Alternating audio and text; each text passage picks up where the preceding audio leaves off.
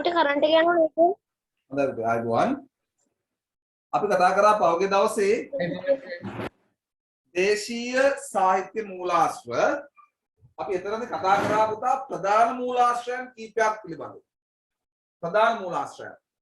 ඒ කියන්නේ දීපවංශය, මහා වංශය, ඊට පස්සේ මහා වංශයට ලියපු අටුවාව, ඒ කියන්නේ වංශත්තප්පකාශිනී ග්‍රන්ථය.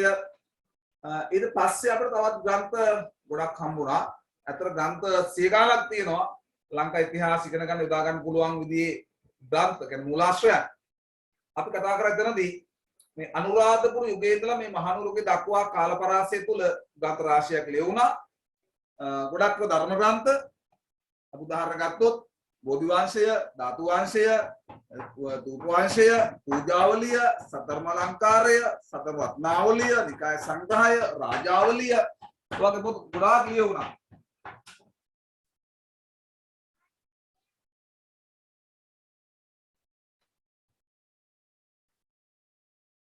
මට තප්පරයක් දෙන්න.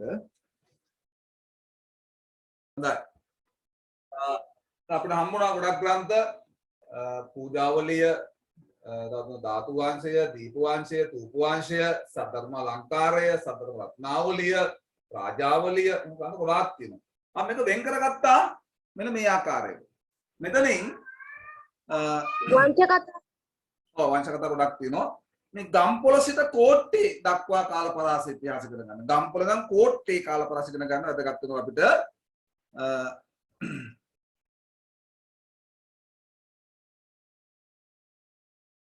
sorry ඉන්න කොට මම කියන්නේ මෙන්න මේ ග්‍රන්ථ රජරට ශිෂ්ටාචාරය කරනවා වැදගත් වෙනවා. මේ ග්‍රන්ථ අපි කියපුවා බෝධි වංශය, ධූප වංශය, ධාතු වංශය මෙන්න මේ ග්‍රන්ථ ටික වැදගත් වෙනවා. රජරට ශිෂ්ටාචාර ඉතිහාසය කියන්නේ අනුරාධපුර හා පොළොන්නරු යුග ඉතිහාස ඉගෙන ගන්න වැදගත් වෙනවා ඔය කියපු ග්‍රන්ථ ටික. ඊට පස්සේ මේ නිකාය සංග්‍රහය සහ රාජාවලිය. නිකාය සංග්‍රහය සහ රාජාවලිය ගම්පොළ ඉඳන් කෝට්ටේ දක්වා කාල පරාසය තොරතුරු ඉගෙන ගන්න වැදගත් වෙනවා. නිකාය සංග්‍රහය සහ රාජාවලිය වැදගත් වෙනවා ගම්පොළ සිට කෝට්ටේ දක්වා කාල පරාස ඉතිහාසය ඉගෙන ගන්න. ඊට පස්සේ මේ කෝට්ටේ ඉඳලා මහනුවර දක්වා කාල පරාස ඉතිහාස ඉගෙන ගන්න අපිට වැදගත් වුණු තව දෙයක් තියෙනවා. ඒ තමයි සංදේශ කාව්‍යයන්, හටන් කාව්‍යයන් සහ ප්‍රශස්ති කාව්‍යයන්. සංදේශ ගොඩාක් තියෙනවා. සැලලිහිණි, හංස, ගිරා, පරවි, කෝකිල, මයුර, තිසර මේ සංදේශ කාව්‍යයන් වැදගත් වෙනවා. කෝට්ටේ සිට මහනුවර දක්වා කාල පරාස ඉතිහාසය අධ්‍යයනය කරන්න.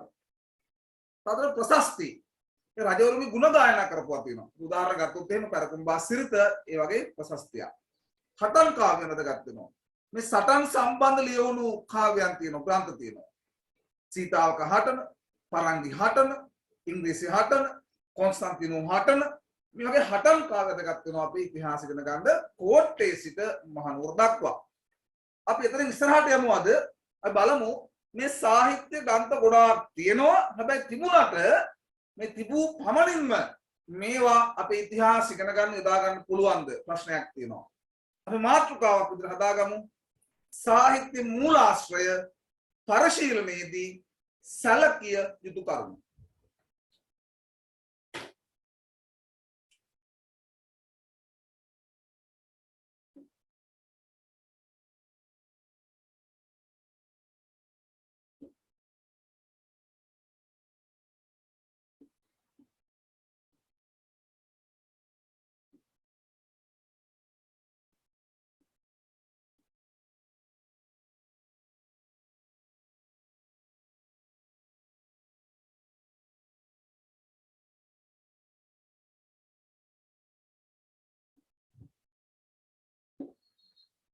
මාතෘකාව යගමු. සාහිත්‍ය මූලාශ්‍රය පරිශීලනයේදී සැලකිය යුතු කරුණු. සර් දැන් නම් අර වෙහි කළුව ඇරිලා ගියා සර්. ඔව් තියාරේ. සාහිත්‍ය මූලාශ්‍රය පරිශීලනයේදී සැලකිය යුතු කරුණු.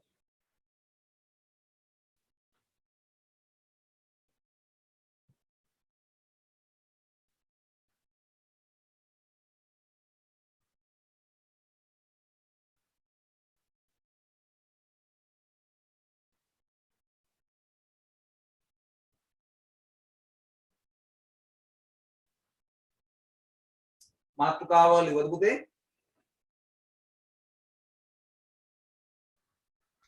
චුට්ටක් ඉන්න සර්. ඔව් සර්.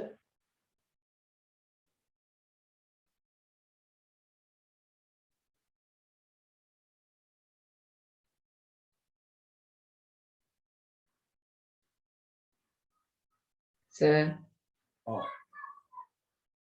සර් මහා වංශය කියන තැන ඉඳන් එතන ඉඳන් කොච්චර තියන්න ඕනද? මහා වංශය කියන තැන ඉඳලා. ඒ කියන්නේ පුතා මහා වංශය කියන මාතෘකාව ඉදලාද? ඒක සටහනේ ඉඳන්. ඒක සටහන පුතා ලිව්වද? පුතා ලිව්වද ඔව් මේ සර්. පුතා ලිව්වද මේ වංශත්ත ප්‍රකාශනී කියන එක? මට කියන්නකෝ පුතා මේ නවත්තපු තැන. ඔව්. තමයි ගියා.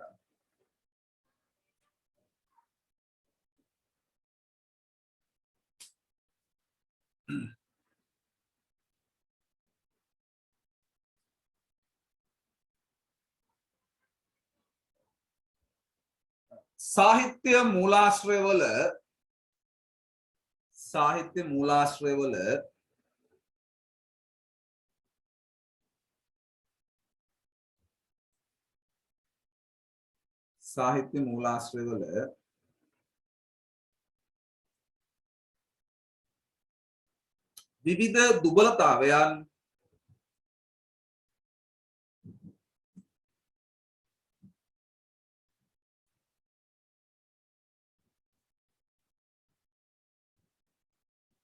विविध दुबलतावयන් දැකිය හැක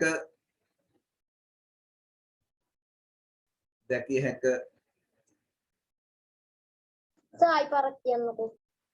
සාහිත්‍ය මූලාශ්‍රවල විවිධ දුබලතාවයන් දැකිය හැක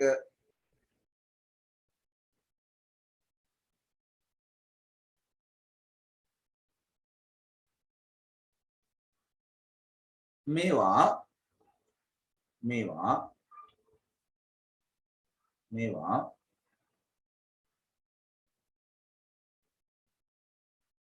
තරුවදාලා ලියන්න පුතේ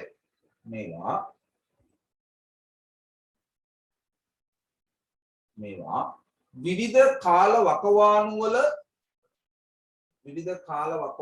වල තරුවක් දාලා ඔව් විවිධ කාල වකවානු වල වෙනම මේ අර කරුණු වගේ සර්. ඔව් කාල වකවානු වලදී ලියවී ඇත.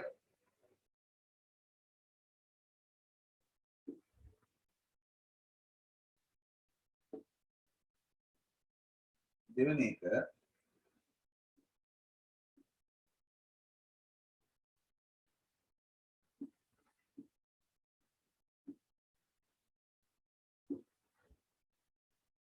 විවිධ අරමුණු මත ලියවී ඇත.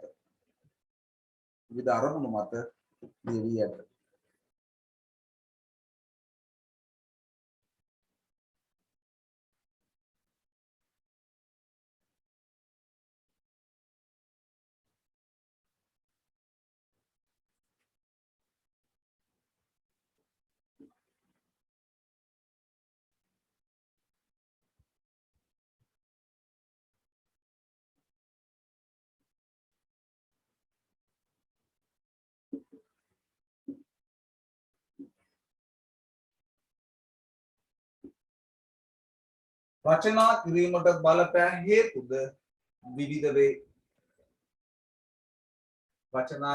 බලපෑ හේතුද විවිධ වේ.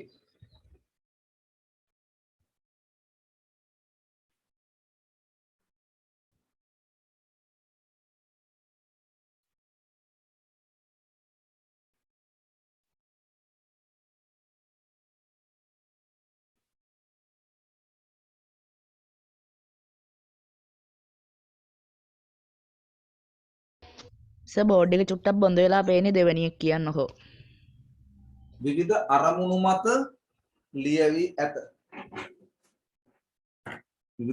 මත ලියවී ඇත. රචනා කිරීමට බලපෑ හේතුද විවිධ වේ.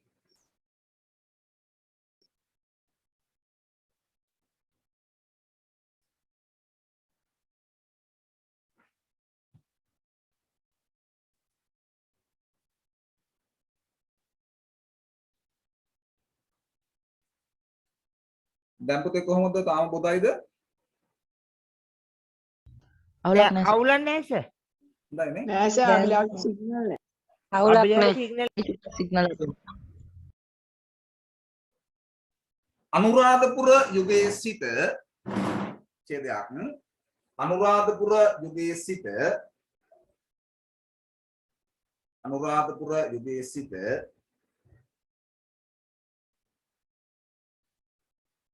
අනුරාධපුර යුගයේ සිට කෝට්ටේ යුගය දක්වා කෝට්ටේ යුගය දක්වා කෝට්ටේ යුගය දක්වා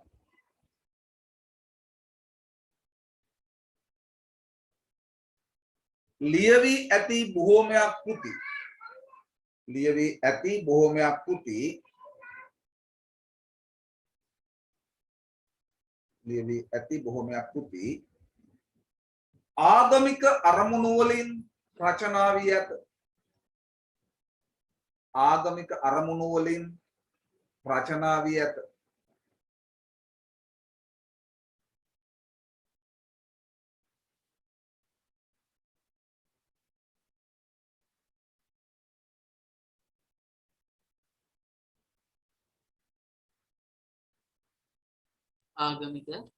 ආගමික අරමුණු වලින් රචනා වී ඇත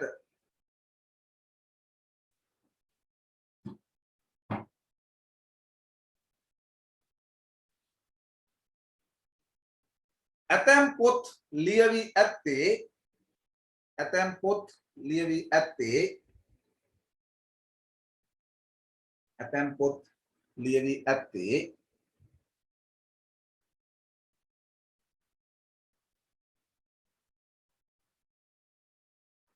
අදාළ ඓතිහාසික සිද්ධියෙන්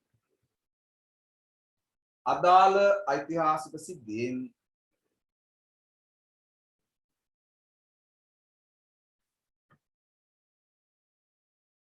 අදාළ ඓතිහාසික සිද්ධියෙන් ශතවර්ෂ කිහිපයකට පසුව අදාළ ඓතිහාසික සිද්ධියෙන් ශතවර්ෂ කිහිපයකට පසුව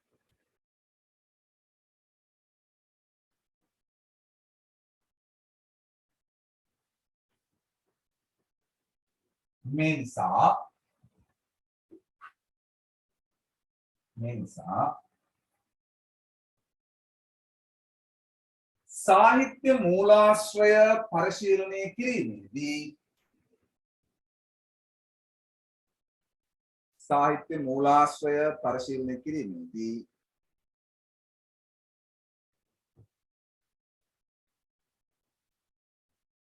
පහත සඳහන් කරුණු පිළිබඳව පහත සඳහන් කරුණු පිළිබඳව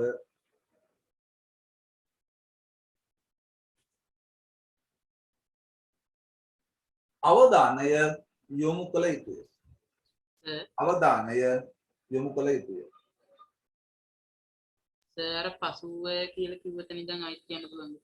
මොකද උදේ? අර පසුවය කියන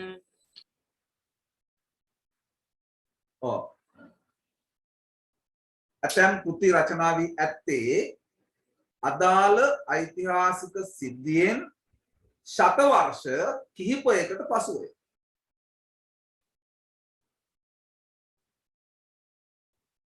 ශතවර්ෂ කිහිපයකට පසුවය. මේ නිසා මොකක්ද ආයි කියන්නකෝ අදාළ ඓතිහාසික සිද්ධියෙන් ශතවර්ෂ කිහිපයකට පසුවය. මේ නිසා සාහිත්‍ය මූලාශ්‍රය පරිශීලනයේදී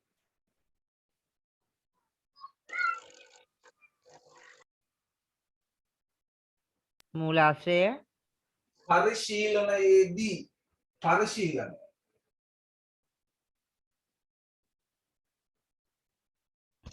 සර් පරිශීලනය කිරීමේදී කියලා දුන්නේ. හරියයි. ඒක නම් ගයින බා. ඒක අවුලක් නැහැ. පරිශීලනයේදී පරිශීලන කිරීමේදී හරි. ඒකට මේ ඕකෙන් කියවෙන්න ඒකට මේ මුලින්ම ලියපු එක හොඳයි කියන එක වගේ නිකන්. නෑ නෑ. මම ඔයාලට පැහැදිලි කරන්න හොඳට මේක තේරුම් කරලා දෙනවා. හරි? පරිශීලනයේදී පහත කරුණු කෙරෙහි අවධානය යොමු කළ යුතුය. පහත කරුණු කෙරෙහි අවධානය යොමු කළ යුතුය. මම පුතාලට මේකට නියමයට මම කියලා දෙන්නම් මේක ඇයි මෙහෙම කරන්නේ අපි කියන්නේ. හොඳයි? අපි ඒක හොඳට කතා කරමු. මේකේ වැඩි විස්තරයක් නෑ පොතේ. නමුත් ඒක විභාගෙට අහනවා. අපි එක ලියාගමු. රචනා වූ කාලය. පහත පහත කරුණු කෙරෙහි අවධානය යොමු කළ යුතුය. රචනා වූ කාලය.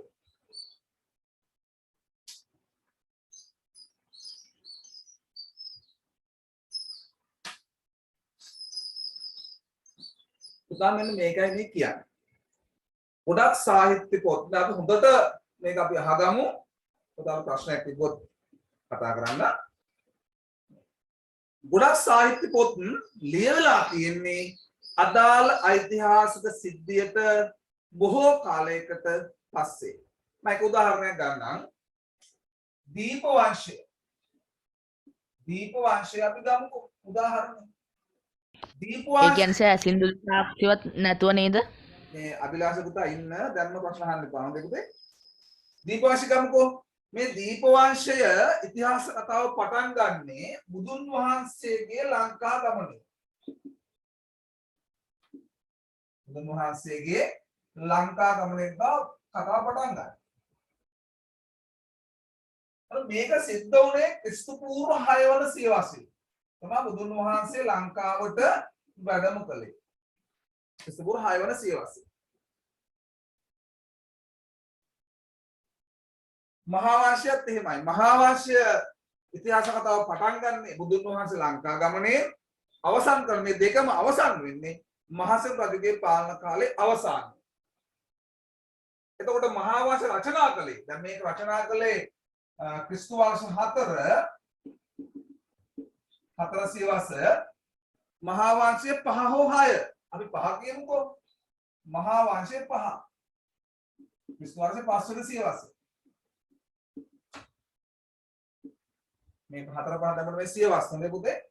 දැන් මෙන්න මේක බලමු මේක.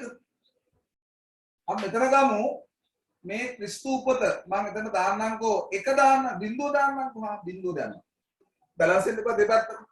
එතකොට මේ තමයි ක්‍රිස්තු පූර්ව 100 පළවෙනි 100.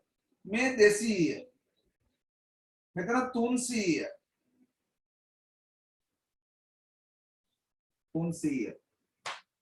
400 400 500 600 එතකොට මෙන්න මේ හරියේ මෙන්න මේ දිකේ තමයි මේ සියවසේ තමයි බුදුන් වහන්සේ ලංකාවට වැඩම කළේ. මේ 500 600 අතර මේ පොත ලියන්නේ දීපවංශිකම්කෝ. දැන් මේ පත්‍රය යනවා මේ විදිහට ඔන්න පළවෙනි 100 මේ ක්‍රිස්තු වර්ෂ 100 මේ ක්‍රිස්තු වර්ෂ 200 මේ 300 මේ 400 අපි එහෙම ගමු.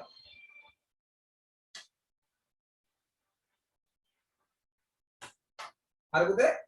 එතකොට හතරවන සියවස මේ පළවෙනි සියවස මේ දෙවෙනි සියවස මේ තුන්වෙනි සියවස මේ හතර. මෙන්න මේ සියවසේ තමයි මේ පොත ලියන්නේ. දීපවංශය ලියන්නේ. අවුරුදු කීයක් ගිහින් බලන්න පුතේ. මෙතන 100යි 200යි 300යි 400යි 500යි 600යි 700යි 800යි 900යි 1000 අදාළ ඓතිහාසික සිද්ධියෙන් අවුරුදු 1000කට පස්සේ තමයි මේ පොත ලියලා තියෙන්නේ. එතකොට මේක ලිව්වේ චූට මට දෙන්න වෙලාව මේක ලිව්වේ ඇහින් දැකලා නෙවෙයි පුතේ. මේ කනට ඇහිලා නෙවෙයි ලිව්වේ. මේ වෙනත් මොන හරි වගේ එක්ක ජනප්‍රවාදය ආපු දේවල් නැත්නම් අර අට කතා ඒ වගේ තොරතුරු අනන්තව මේක ලියලා තියෙන්නේ. ඒ නිසා මේ වගේ තියෙන දේවල් 100%ක්ම සත්‍ය නෙවෙයි. සමහරට මේ තියෙන දේවල් වැරදි වෙන්න පුළුවන්. දැන් මහා වංශය අරන් බලන්නකො. මහා වංශෙත් එහෙමයි.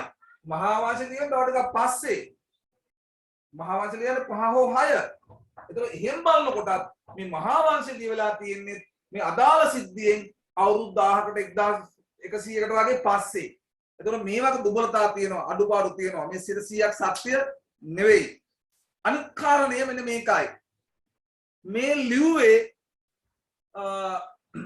අදාළ සිද්ධියට සම්බන්ධ කෙනා නෙවෙයි. දැන් සෙල්ලිපියක් ගත්තොත් ඒ සෙල්ලිපිය කරවන්නේ අදාළ සිද්ධියට සම්බන්ධ පුද්ගලයා විසින්. අපි උදාහරණයක් ගත්තොත් උඩුගොන් මහරජතුමා අපි ගමු. එතුමා රුවන්වැලි මහා සෑයට මුල්ගල් තියලා ඒ විස්තරය සෙල්ලිපියක ලියවනවා. එතකොට ඒක සිද්ධියට සම්බන්ධ පුද්ගලයා වැඩේ කරවන්නේ. එයා 100ක් තොරතුරු දන්නවා. මේක සිද්ධිය සිද්ධ වුණ කාලෙම තමයි සිද්ධ වෙන්නේ. ඒ නිසා මේ තොරතුරු ගොඩාක් වැරදි. හැබැයි පොත්වල තොරතුරු බලනකොට අරවට සාපේක්ෂව මේක අඩුපාඩු තියෙනවා. ඒ නිසා අපි මෙන්න මේ ග්‍රන්ථයක් අපි පරිශීලනය කරනකොට මේක රචනාව කාලේ බලන්න ඕන. දැන් මහා වංශය දීපවංශය වල මූලාශ්‍රය. ඔව් කියන්නේ. සාක්ෂි නැතුව ලියනවා විශ්වාස කරන්නත් අමාරුයි නිස. ඔව්. එතකොට දැන් මෙහෙමත් හිතමුකෝ. දැන් මහා වංශය දීපවංශය දැන් විශේෂයෙන්ම දීප මහා වංශය ගමු. මහා වංශයේ තොරතුරු හැබැයි අර සෙල්ලිපි වලින් තහවුරු වෙනවා. ඒ නිසා ඒක හොඳ මූලාශ්‍රයක් අපි පිළිගන්න. අනුරාධපුර යුගය ගැන අපි දැන් පොතක් ලියනවා. මේ වර්තමානයේ වටින්නේ මේ දෙකෙන් මහා වංශයේද අපි මේ දැන් ලියන පොතද? මහා වංශය ඒක මහා වංශය පරිණත වටිනවා. මහා වංශය වටිනවා. ඒක ඒ කාලේ ලියුව එකක්. ඒ නිසා දැන් අද ලියන එකට වඩා ගොඩක් ඒ පොත වැදගත් වටිනවා අපිට. මොකද ඒක ගොඩක් පරණ පොතක්. ඒ නිසා පුතේ මේ රචනා වුණු කාලය කියන්නේ ගොඩක් වැදගත් වෙනවා. ඒක ගොඩක් පරණයි නම් කියන්නේ ඉතිහාසයේ ඒ සිද්ධි වලට සම්බන්ධ කාලයක නම් සිද්ධි වලට කිට්ටු කාලයක නම් ඒ පොත ගොඩක් වටිනවා. ඒක දැන් නම් ලියන්නේ ඒකේ වටිනාකම ටිකක් අඩු වෙනවා. ඒ නිසා අපි මේ රචනා වූ කාලය බලන් වුණ පොතක් පරිශීලනය කරද්දී අනික බලන්න ඕන අපි දෙවෙනි කාරණා විදිහට මේ කතුවරයා කවුද කියන එක. කතුවරයා හාමුදුරු නමක්ද විදේශිකයෙක්ද අපි බලන්න ඕන. සමහර පොත් තියෙනවා විදේශිකයන් පක්ෂව ලියපුවා. ඒ නිසා අපි මේ කතුවරයා කවුද කියන එක සැලකිල්ලෙන් මේ පොත බලන්න ඕන. මොකද කතුවරයාගේ අදහස පොතේ ගැබ් වෙලා තියෙනවා. එයාගේ ආකල්ප, එයාගේ සිතුම්පතුම් පොතේ ගැබ් වෙලා තියෙනවා. මම ඒකත් කියන්නම්. හොඳේ? අපි තව මාතෘක කතා කරනවා. වෙනම මාතෘක පොතේ නෑ ඒක. එතනදී මම මේක තවත් විස්තර කතා කරනවා මේ සම්බන්ධයෙන්. කතුවරයාගේ අදහස පොතට ඇතුළත් වෙනවා. ඒක අනිවාර්ය සිද්ධ වෙන දෙයක්. ඒ නිසා මේ කතුවරයා කවුද කියලා බලන්න ඕනේ. කතුවරයාගේ අරමුණ දැන් අපි කිව්වා මේ අනුරාධපුර යුගයේ සිට මේ කෝට්ටේ වගේ දක්වා ලියවෙන ග්‍රන්ථ බොහෝමයක් ලියන්නේ ආගමික අරමුණකින්. ඒ නොයෙක් අරමුණු මත ග්‍රන්ථ ලියවෙනවා. ඒතකොට මේ ආගමික අරමුණකින් ලියනකොට ඒ තුල අනිකුත් කාරණා ටික අඩුයි ලියවෙනවා. දේශපාලන මේ කරුණු වෙනත් ආර්ථික මේ කරුණු ලියවෙනවා අඩුයි. ඒ නිසා මේක මේ ග්‍රන්ථ ලියනකේ අරමුණ අපි තේරුම් ගන්නත් ඕනේ. කිසියම් කෙනෙක් ඉස්මතු කරන්න මේක ලියනවාද? නැත්නම් මේක කිසියම් කෙනෙක් හෙලා දකින්න මේක ලියනවාද? ඒ වගේ මේක බලන්න මේ අරමුණ මොකද්ද කතුවරයා කියන කාරණේ. ඊළඟට බලන්න ඕන මේ කතුවරයා කරුණු සපයාගත්තේ කොහොමද? මෙයා මේක ලියන්නේ පොතකින් බලාගෙනද? තවත් පොතකින්ද මෙයා මේ කරුණු ගත්තේ? එහෙම නැත්නම් මෙයා සෙල්ලිපි බලලා සෙල්ලිපි කියවලා මේ සෙල්ලිපි වලින්ද මේ තොරතුරු ගත්තේ? දැන් අපි කොට කියනවා පුතා ප්‍රාථමික මූලාශ්‍රය. ප්‍රාථමික මූලාශ්‍රය හරියි ප්‍රබලයි. ඒ මූලාශ්‍රය ගොඩක් වැදගත්. ඒ කියන්නේ සෙල්ලිපියක් කියන්නේ ප්‍රාථමික මූලාශ්‍රයක්. ප්‍රාථමික කියන පහත් දිනක නෙවෙයි. ඒ හරිය ප්‍රබලයි. ඒක තොරතුරු ගොඩක් සත්‍යයි. ඒතර එවැනි දේවල් වලින්ද මෙයා මේ තොරතුරු ගත්තේ. එහෙම අරන්නම් මේ පොත ලියලා තියෙන්නේ. ඒ පොත හොඳ පොතක්. ඒ පොත වටිනවා. මොකද ඒ තොරතුරු සත්‍ය මූලාශ්‍ර වලින් තොරතුරු අරන් තියෙන්නේ. ඒ වගේ බලන්න ඕන මේ කතුවරයා මේකට කරුණු ගත්තේ මොන වගේද? විදේශ පොත් වලින් ගත්තද? අපේ දේශීය පොත් වලින් ගත්තද? සෙල්ලිපි වලින් ගත්තද? එයා මේවා ගවේෂණය කරලා තොරතුරු හොයාගත්තද? අන්න ඒකයි බලන්න ඕන. ඔන්න ඔය කරුණු හතර අපි සලකා බලනවා ග්‍රන්ථයක් සම්පාදනය කරද්දී. ඒක ලියා ගන්න වචනා වූ කාලය සේ ප්‍රශ්නයක්ද? නෑ. ඔය අරමුණ කතුවරයා ගැන කියනකොට ඔය කොන්ස්ටන්ටිනෝ හටන කියන එක ලියන්නේ අල්ලගිය ගන්න මුඛවැඩිතුමා මේක ලියලා දෙනවා කියන්නේ පෘතුගීසීන්ට පක්ෂපාතීව බලාපල්ලගුනේ ඒ මොකද එයා ඉගෙනගෙන තියෙන පෘතුගීසීන්ගෙන් ඒ වගේ දේවල් තියෙනවා ඒ නිසා පොත් බලනකොට පොත් කියවනකොට පොත්වලින් කරුණු ගන්නකොට බොහොම සැලකිල්ලෙන් ගන්න ඕනේ දෙක අපි ලියමු මූලාශ්‍ර කතුවරයා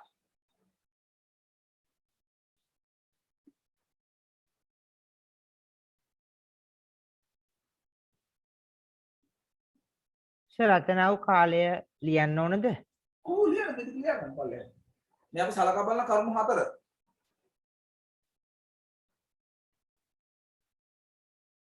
මූලාශ්‍ර කතාව කාලේ කතුවරයා සර් ඔව් සර් මට මේ රෙකෝඩින් එක දෙනවා සර් අනිවාර්යෙන්ම අපි ඒක කතා කරා මේ තමාල මොකද නැත්තේ කියලා නෑ සර් මේ අකුණු එක වහිනවා ඔව් බලන්න කිසතියක ගිය සතියක බැලුවා සර් පුදුමයි සර් තාම මෙහාට වැස්සේ නෑ. සර් අපිට සර් අද 6ට කරන්ට් එක යනවා සර්. එහෙමද 6ට ඔව් සර්. සතියේටම කරන්ට් එක යනවා කියන්නේ 6ට. ඇම්බිලි පිටිය හේරටම සර්. දන්නේ අම්බිලි පිටියටමද? ලංකාවට යනවා කියන්නේ සර්. ලංකාවට යනවා කියන්නේ. අනේ දෙයියනේ. අනේ අර නොරොත් බලාගාලේ. මල හස්ලේ ෆෝන් එකවත් charge කරගත්තේ නෑ වෙන රටකට යන්. වෙන රටකට යන්. ඔව් බා. යන්. ඒක ඕස්ට්‍රේලියාවට හරි යන්. නේද ඉතින් ඉඳද්ද කුස්සිය පැත්තේ යන්න නැත්නම් මම පොස්ටර් දාලා තිනවා මේ අත්‍යවශ්‍ය වගකීමක් ඇති පුරවැසියෙකුට හැසිරෙන්න ඕන අත්‍යවශ්‍ය හේතුවක් මත කුස්සියට යන්න එපා කියලා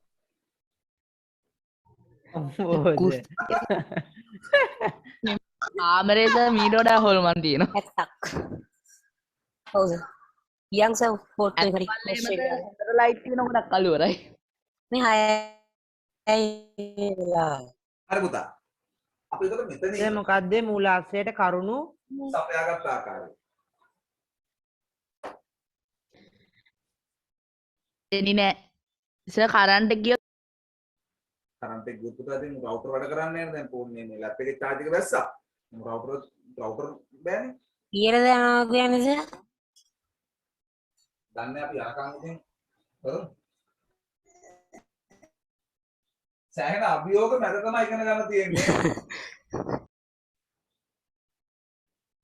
අම්බෝ සයි කරන් ඇති. ඔගිය ඉන්න ඕන. මේ කරදරයක්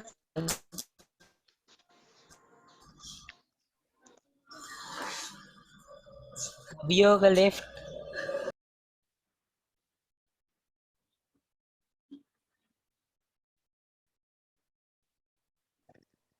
හැබැයි සර් හැම අවුරුද්දකම අප්‍රේල් වල මොකක් හරි දෙයක් වෙනවනේ. හරිනේ මේ අප්‍රේල් හැම අවුරුද්දකම අප්‍රේල් වල මොකක් හරි දෙයක් වෙනවනේ. අනේ මන්ද සයි කරන් ඇත්ත.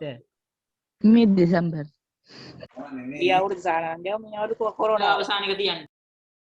මං කියනවා වෙනව නෙවෙයි පුතා මෙයා මේ කරගන්න ඒ අවුරුද්ද දෙස කොරෝනාව ඊ අවුරුද්ද මේද කොරෝනාවේ ගිය අවුරුද්ද සර් තුන්වෙනි එක හතරවෙනි එක පුතේ තුන්වෙනි එක තමයි කතුවරයාගේ අරමුණු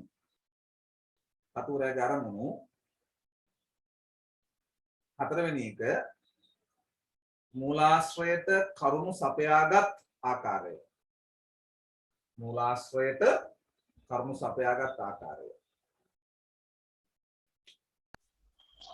සර්